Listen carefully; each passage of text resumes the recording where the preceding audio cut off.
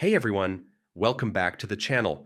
Today I'm going to show you a super simple way to upload your music to Google Drive or any cloud storage so you can safely store your tracks and access them from anywhere, whether it's your favorite playlists or your own creations.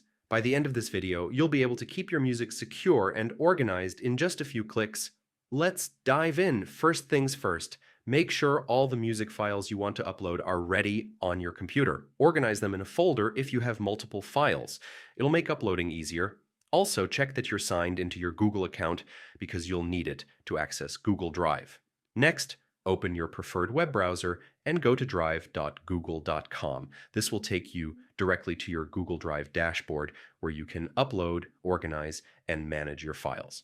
Look for the New button in the upper left corner of the screen. Click it, and from the drop-down menu, select File Upload.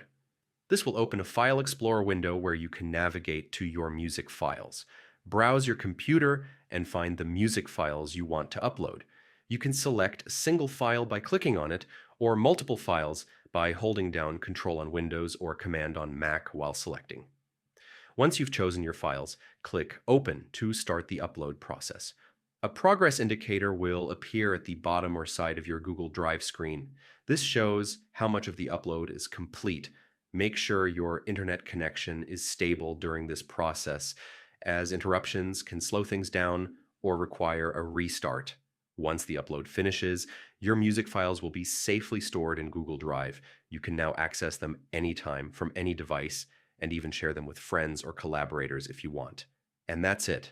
Uploading your music to Google Drive is that simple. No more worrying about losing files or not having access when you need them. If you found this guide helpful, hit that like button, subscribe for more easy tech tutorials, and drop a comment if you have any questions. Thanks for watching, and I'll see you in the next video.